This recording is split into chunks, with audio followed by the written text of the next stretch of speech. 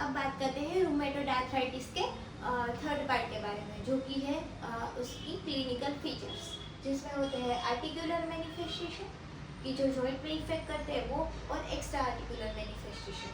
तो पहले बात करते हैं आर्टिकुलर मैनिफेस्टेशन के बारे में, जिसमें अपर लिम्ब और लोअर लिम्ब आएंगे।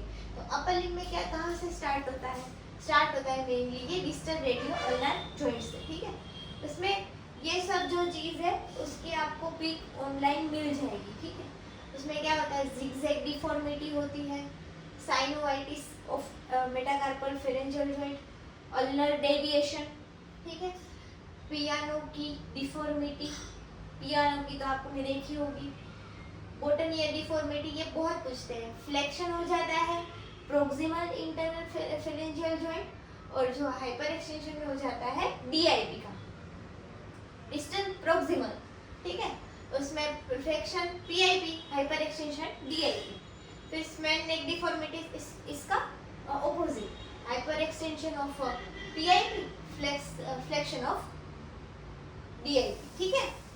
ये दोनों ऑपोजिट है। फिर पॉइंटिंग फिंगर, इसके बाद इंट्रिंसिक प्लस डिफॉर्मिटी और ओपेरा ग्लास हैंड, इन सब की पिक्चर आपको ऑनलाइन मिल जाएगी।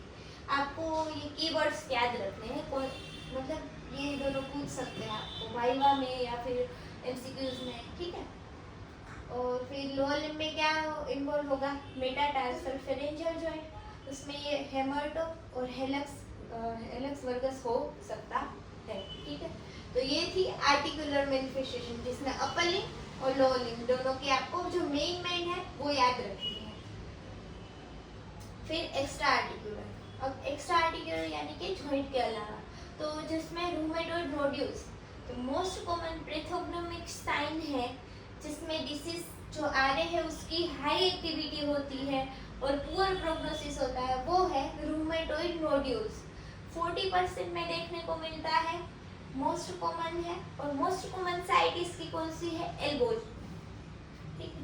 इसके बाद है ये सारी, ठीक है। हम ओक्यूलर से शुरू करते हैं। ओक्यूलर में क्या होगा, केरेटो कंजक्टिवाइटिस सिका और एपिस्क्लेराइटिस स्क्लेराइटिस। ओरल में सेरोस्टोमिया, पेरी ओडोनाइटिस, ठीक है। फिर न्यूरोलॉजिकल में सर्वाइकल माइलोपैथी हो सकती है, पेरिफेरल न्यूरोपैथी हो सकती है। न्यूरोलॉजिकल में तो आपने देख लिया। लंग्स में लंग्स में अब आपको इसके पेशेंट बहुत मिलेंगे आईएलडी के, ठीक है। और प्लूरल इफ्यूजन भी हो सकता है, interstitial lung disease, UIP more common than एनएसआईपी।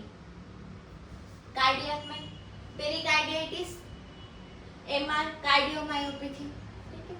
हर एक सिस्टम में अफेक्ट करता है। स्किन में रूमेटोइड नोड्यूल्स, यहाँ पे हमने देखा था, परप्यूरा भी हो सकता है। रीनल में इसलिए आरएफटी भी करवाना पड़ता है। मेम्ब्रेनस नेफ्रोपैथी और सेकेंडरी अमाइलोइडोसिस। हेमेटोलॉजिकल में एनीमिया, स्प्लीनोमेगेली हो सकता है, स्प्लीनोमेगेली हो सकता है, और न्यूट्रोपीनिया। अब इसका एमसीक्यू ये पूछते हैं कि इसको क्या बोलते हैं, तो इसको बोलते हैं फेल्टी सिंड्रोम, ठीक है। फिर गैस्ट्रोइंटेस्टाइनल में वास्कुलाइटिस, एंडोक्राइन में हाइपोहाइड्रोजिनिज्म, और बोन्स में ऑस्टियोपोरोसिस और मसल वीकनेस, ठीक है। तो ये सारी थी। इसके अलावा भी अगर आपको कुछ पता है तो आप कमेंट कर सकते हैं। तो ये था इन शॉर्ट में clinical features of rheumatoid arthritis. Please like करें, शेयर करें, कमेंट